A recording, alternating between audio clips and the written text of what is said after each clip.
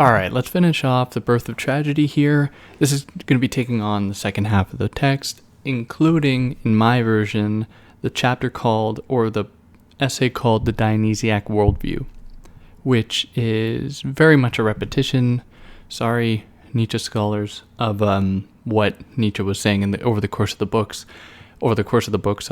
but there are some insights that I want to, some things I want to kind of take out of it. So for those curious, I'm starting here at about chapter or section 17, because this book is broken into these sections that are just numbered. They aren't titled. So I'm starting here from about number 17. But before that, to kind of reiterate briefly, we were just introduced to the Socratic kind of intervention in art and how Nietzsche looks upon it with animosity. He does not appreciate this drive towards reason and truth, quote unquote, or the phenomenal. He is very much more interested in reality, so to speak. He's not interested in looking through the world with kind of rose-colored glasses. He's not interested in, the ideas that humans are fundamentally good nor bad, something we'll get to in another essay at another time. But instead, he's interested in the way that, how have humans been as historical, killing, evil, as we understand it now, beings. So this whole Socratic drive towards reason and truth is for him just total hogwash, total crap. And that really throws a wrench in what we know to be art, specifically tragic art, or the tragedy, where he tells us, and this is on page 80, about that the Dionysiac art should instill a kind of horror within the spectator. Art shouldn't be something that you can just kind of passively engage in through kind of enjoyment. Like, what in the 20th century we'd come to call the culture industry would, I think, have a lot to, would really reflect this turn from art as horror to art as pleasure. Art as something that is for, just kind of vanity. Because as he was so clear about, tragedy and art more generally demands us to kind of forego what it means to be an individual. Therefore, it means us to forego everything we know about ourselves, which will inevitably induce a kind of horror, to take us back to a kind of primal state, what he calls the primal unity. So in the wake of this kind of Socratic move, the Socratic drive towards reason and truth, Nietzsche asks, is it possible for tragedy or for art to reemerge? Which is kind of the guiding question for the rest of the text. And he brings us into Germany and German art and German music, as German philosophy for that matter, as zones for the reemergence of this. But before that, we'll work through this a little bit more methodically. So to kind of sift out the transition a little bit more, that is the transition between tragic art to a kind of optimistic, Euripidean art, Nietzsche says that the former, that is the tragic art, was guided by a more unifying, communitarian, artistic, and universal character, whereas the scientific art, if we can in fact call it art, is a individual, scientific, phenomenal one, something that is not interested in the thing in itself, as per Kant, but is instead interested in the appearance of the thing. So to give an example of this, we can think back to the genealogy of morality, where he says that the relationship between a bird of prey, and I think he uses the example of a sheep, but it could be a goat or whatever. He says that relationship fundamentally at its core is one of love, where the bird of prey loves the sheep because the bird of prey can eat the sheep. And there's that love that Nietzsche wants to sift out, to say that at the core, what we today, or at that time, would view as being a kind of realm of hostility. He says there that there was a kind of singularity, there was a kind of giving oneself over, that is the animal or the bird of prey or the sheep, to a situation that was beyond their control. So there was no individual there, there was just a giving oneself over to one species and the laws of that, the codes implied within that. So, and with that, there are no judgments pertaining to good and evil, there are simply acts. There's a kind of will. So getting at the heart of that dynamic is what is important for Nietzsche, and that is what essentially he is trying to do, except for humanity, trying to get at the core of what it might mean for humans to be humans, which, he does shy away from, admitting that there is in fact a kind of basic fundamental truth or ontological condition to humanity, as he says later on, which I'll get to. But still, he wants to point us in that direction, to try and remove the veil of culture, of optimism, of the good, to look at things as maybe not so nice. So in the context of the tragedy, or in the art form, or in the play, what he says comes to happen is the deus ex machina, that is the hand of God, comes to replace the metaphysical solace. So at one time, where the end of a play would induce in the spectator this metaphysical solace, this kind of extreme melancholic reaction to whatever happened on stage, that would be curbed by the introduction of the deus ex machina, that is the hand of God that would essentially save the day, that would essentially correct everything for the better, toward the better nature, angels of our nature, to appease the audience. So, as would be pretty clear, Nietzsche's got no time for that. He doesn't have any time for these kind of fake, artificial drives towards, or beliefs in the, benevolence of humanity. That he's got no time for that. But with all this being said, Nietzsche doesn't want us to think that the Dionysian trend, or Dionysiac for that matter, has simply disappeared completely. Instead, he says that it has been cast into the underworld. So it has come away from, being in the public spotlight, being at center stage, to having to become something that is hidden, something cast into the sewers, or something like that, belonging to, who are considered to be lower class, or, outside of the realm of the popular. Where above that, on the upper world, or on the surface level world, exists the world of machines and science and knowledge, where things are correct, where things are classifiable, where things are organizable according to various human-made constructs that he thinks are totally bonkers. So it is at this point that he gives us even a third situation here, where so far the book has been guided by an opposition between Apollo and Dionysus, which then came to be replaced by a distinction between Socratic and Dionysus. Nietzsche introduces a third. So he says that we have the Socratic, we have the artistic, and we have the tragic. But those can also be understood in the following terms as the Alexandrian, that is referring to Alexander the Great, the Hellenic, referring to, Athens and ancient Greece, and then we have the Buddhistic, which also corresponds respectively to the Socratic with the Alexandrian, Socratic, Alexandrian, beauty, Hellenic, and then tragic, Buddhistic, which I think for anyone interested in Nietzsche, this is a very interesting moment because it points to his interest in Buddhist philosophy, which he doesn't really develop on here at all. He just kind of throws it out there, that the tragic corresponds to this kind of Buddhistic realm, which is interesting, but it's not something I can really comment on because I don't know that philosophy very well, nor do I know what other points this comes up in Nietzsche's work. But it's interesting nevertheless, and I thought it was important to mention.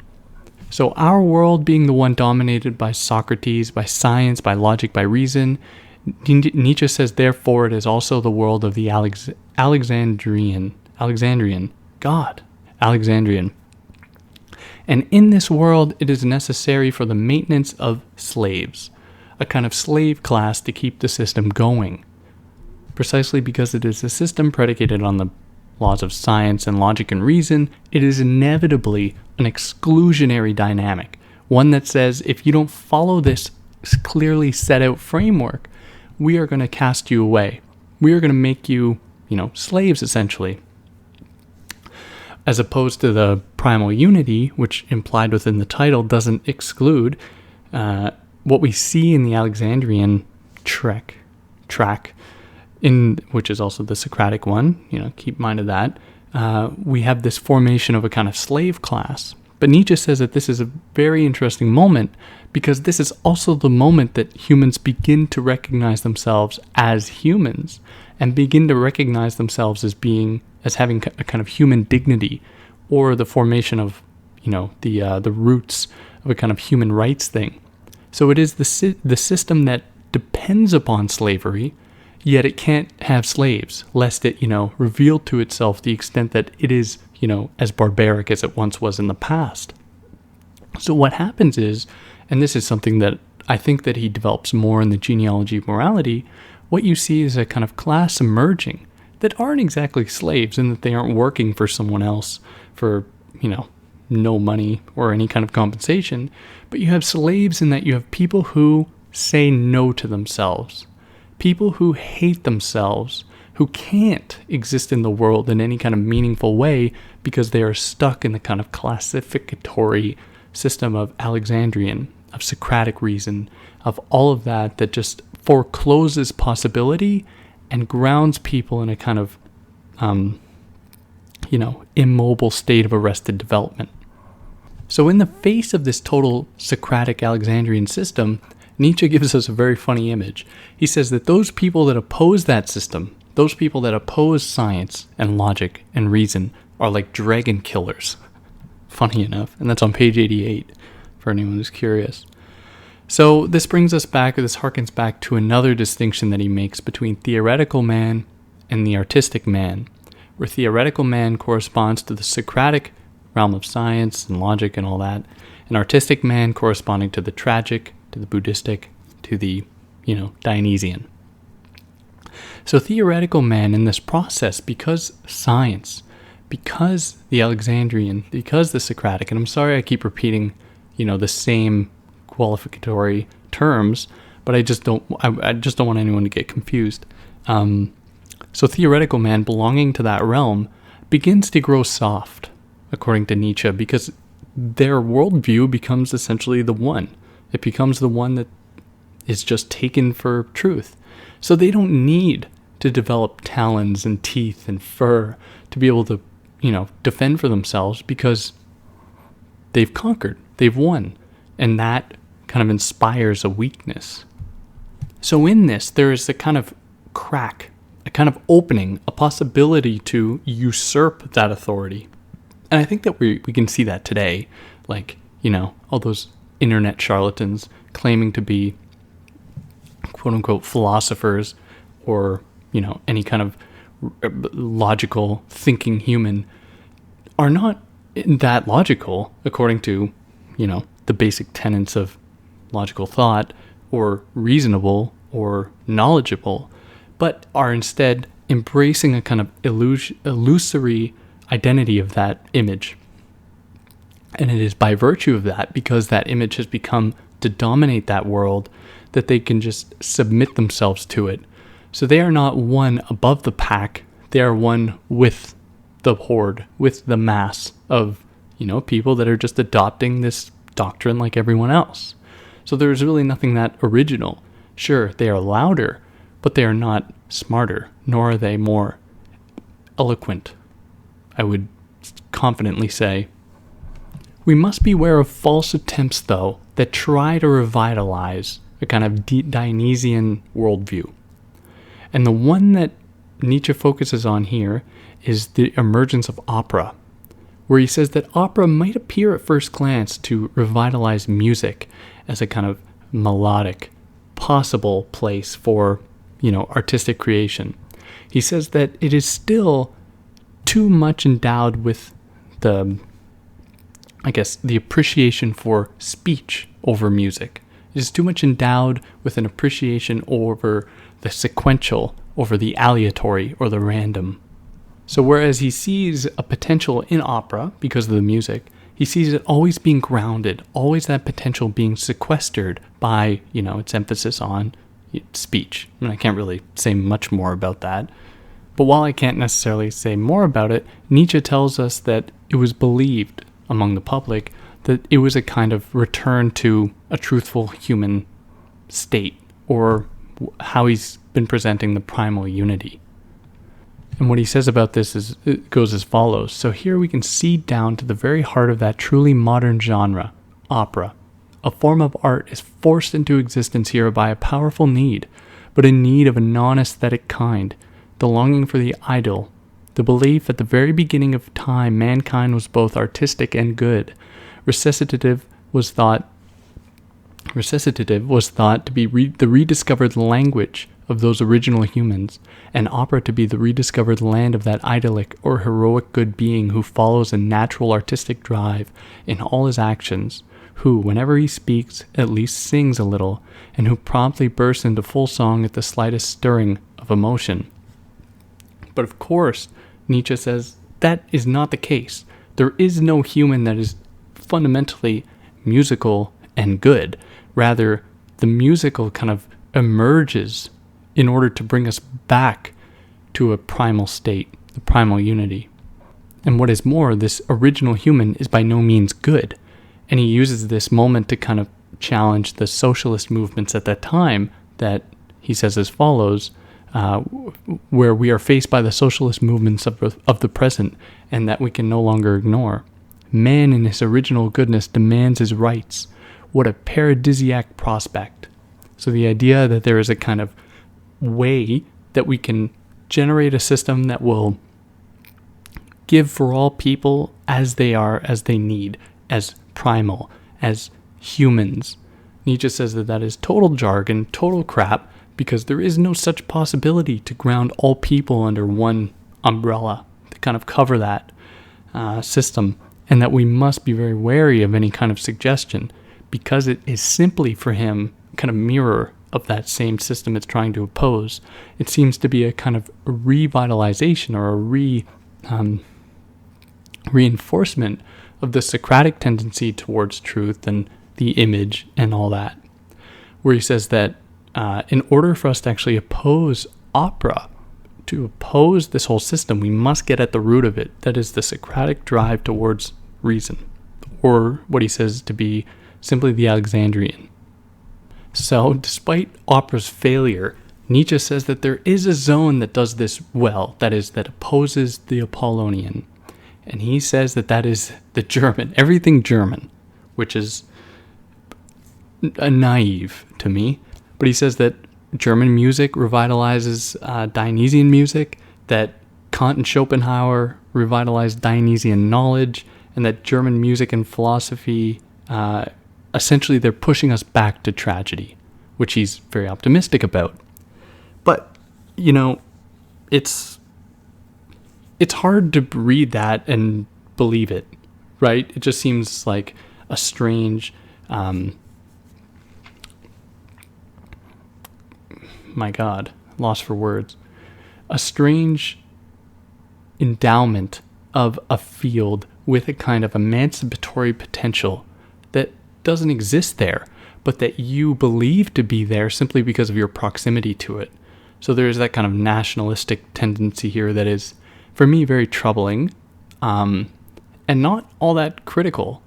It just seems like simple patriotism, like as though now if someone were to, I guess, push the same narrative, they could say that, oh yeah, you know, American sports are going to bring us back to the Dionysian. To which anyone with a sound mind would say, I'm not too sure about that. But who knows? Who knows? Maybe he was onto something. Maybe German music is so insular that it was somehow devoid of all the troubles of the Socratic and was able to actually bring up, you know, people back to this perfect time. But it's still hard because, you know, he goes on here and he says that this is fundamentally a turn back not only to the, you know, the great Greeks, but a turn back to, you know, great Germany, back to the German spirit itself, that he says has been terrorized by, in quotes, a vast invading force. Now, what that force looks like, it's difficult to say. Is it simply the Socratic, Apollonian, you know, scientific domain? Maybe. Is he referring to other groups that are more, you know, embodied, that aren't abstract like those other concepts? Maybe. It's hard to say. But what we essentially get then is through German art, through German culture, what he calls a purification through music, at least in the English translation, which is obviously disturbing language, considering, what would follow after this, which was written, in the 1870s or 1870, about what would come about, 70 years later is not great. It's not great. So we have to be very careful with this stuff here. So whereas at one time, tragedy and the music that accompanied it was a kind of healing substance for the Greeks, he sees the same thing for the German spirit, and that this music kind of works in tandem with myth and myth-making that, set the roots for kind of foundational nations, for foundational communities and all that will allow people to essentially exist in these quote-unquote tragic moments or these tragic experiences. So I think someone with a sound brain would say, well, okay, but what kind of music? Can we say that Billie Eilish fulfills this criterion? Or is this just reserved for Bach and Beethoven? It's how do you draw the distinction there? Or how do we draw this distinction between Salieri and Mozart and Beethoven? Like, are they all doing this as well? What about Wagner? Like, how do we actually draw those lines? To which Nietzsche says, only true musicians can understand. Which is like, what? And it seems like now, where, we have something like the internet, and I don't mean to be like a kind of liberal apologist or like, oh, the wonders of the internet. But with the internet, we can see that there's all this music that was emerging at the same time from all these different parts of the world that weren't, Bach or Beethoven. And that I think would be difficult to, actually say, here are the fundamental differences between them, and this is why these musicians or these composers belong to the Dionysian trend, and these ones to the Apollonian. It just seems odd. It's just very strange to me. And what is more, this music, at least the Dionysian good ones, or good music, shows us kind of the world's genesis, the genesis of humankind, bringing us back to that primal unity. Which he says, kind of funnily, that could all be a ruse. Like, this could be a ruse put in place by the Apollonian to try to convince us of a kind of a kind of possible transcendence through this certain type of music. But he says that, that's not it. This music is actually bringing us back to it. But anyways, so what has happened to the spectator in this process?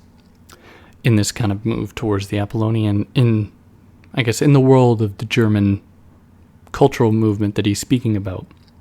Well, he says that there has been a sequestering, a kind of shutting away of the possibility of the aesthetic listener, as he calls it, and there's been a move instead towards the critic. There is the person that believes themselves capable of engaging with what is going on stage as though they, are of that same level.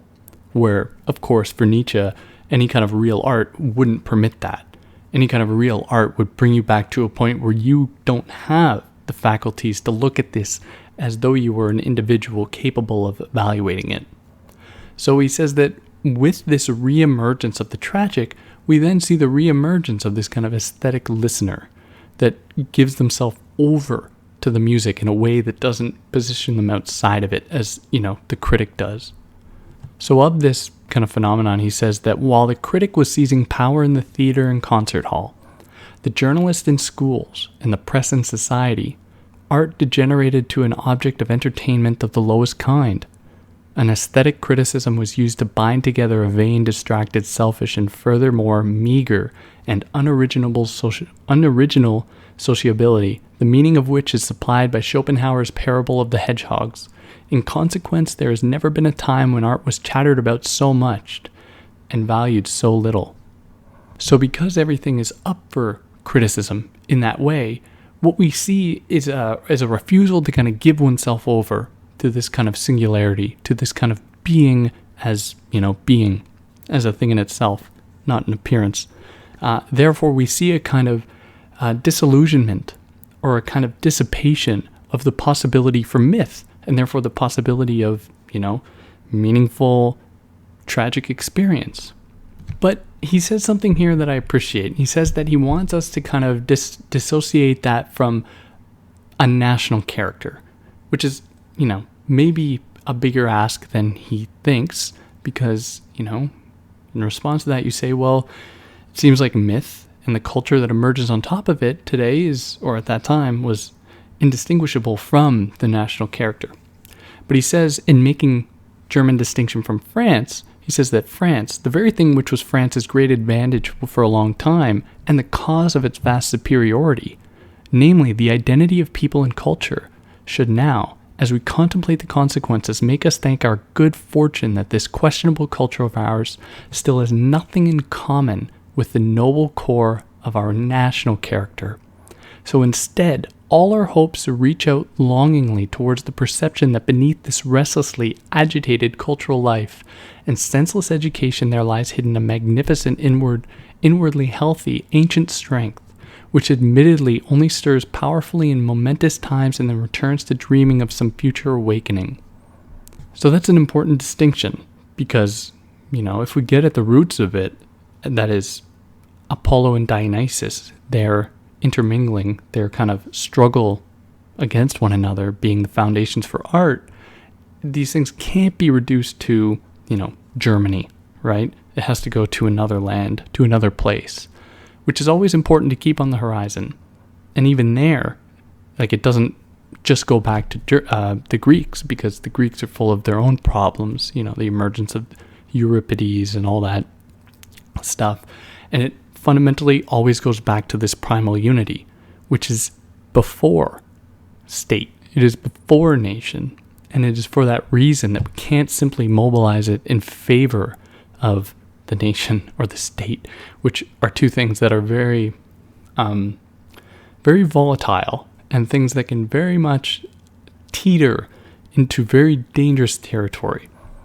So with all this, we come to this kind of concluding remark that on the heights, we find the same excessive lust for knowledge, the same unsatisfied delight in discovery, the same enormous growth in worldliness, and alongside these things a homeless roaming about, a greedy scramble to grab a place at the tables of others, frivolous deification of the present, or a dull, numb turning away from it. All of this, subspecies seculae, I definitely mispronounced that, of the here and now, these same symptoms all suggest that at the heart of this culture there is the same lack, the destruction of myth, which comes about in tandem with the destruction of tragedy, which happens when Apollo and Dionysus aren't working together or, against one another in a kind of mutual struggle, tug of war, but when they come apart. So that was essentially the process.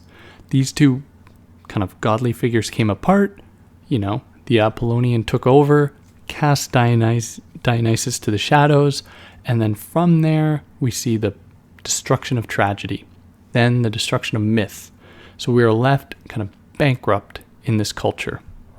But of course we must remember that in this tug of war, Nietzsche always privileges the Dionysus, because that is where possibility is created, whereas Apollo just provides the possibility for that kind of chaotic possible intoxication to be represented, but it is always a fleeting representation.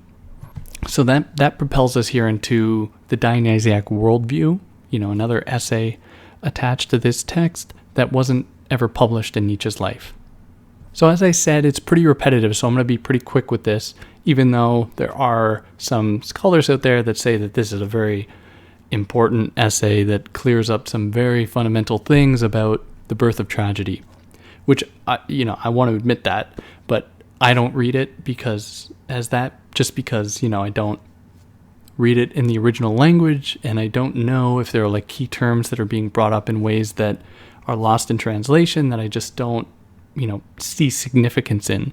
But with that being said, there are some cool insights that I think that are worth bringing up. So he tells us here, as he does in The Birth of Tragedy, that the sculptor belongs to the realm of the Apollonian, which is of the realm of reality. It represents things, whereas Intoxication, belonging to the Dionysian, is the opposite. It wants to tear apart representation to get at the root of things, that is the primal unity. So we have this fundamental distinction, that is the one that has always been presented here between Apollo and Dionysus, but then he gives us a third kind of place in between the two. And he says that it is in between Apollo and Dionysus that we find the sublime and the comical, which corresponded to, from the first half of The Birth of Tragedy, the first talk I did here, the first episode, that corresponds to the Aeschylus and Sophocles. They are the people that kind of communicate that, which takes from both, that is the sublime belonging to, probably the Dionysian, and then the comical belonging more to the Apollonian, but borrowing from both to create this kind of new, fluid thing that exists in between them, which I thought was interesting and an important distinction. So from this kind of artistic possibility, we see the possibility for emotional expression. So Nietzsche characterizes them as follows. So the two other forms of emotional expression are thoroughly instinctive, without consciousness, and yet they operate in a purposive way. These are the language of gesture and musical tone. So the language of gesture consists of generally intelligible symbols and is produced by reflex movements. So these symbols are visible. The eye which sees them immediately conveys the state which gave rise to the gesture and which it symbolizes. So mostly the spectator feels a sympathetic innervation of the same parts of the face or limbs which he sees in motion. So here symbol means a quite imperfect, partial copy, an elusive sign which requires agreement for its comprehension, except that in this case, the general understanding is instinctive, not one which has passed through a clear state of consciousness. So then he continues here, and this is on page 134 or 135, painting and sculpture represent human beings through gesture. That is, they imitate the symbol and have achieved their effects when we have understood the symbol. The pleasure of looking at them consists in understanding the symbol, despite the fact that it is semblance. So we see there as the gesture, that the gesture corresponds to the Apollonian, that is the sculptor and the person that represents. So the actor, by contrast, represents the symbol in reality, not just in semblance. But his effect on us does not rest on our understanding of the symbol. Rather, we immerse ourselves in the feeling which is being symbolized and do not merely take pleasure in semblance, in beautiful semblance. So this opens up the possibility for some questions about art.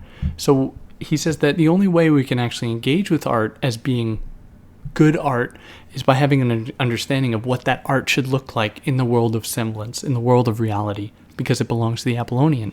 So he says that a beautiful painting simply means our idea of a painting is fulfilled here.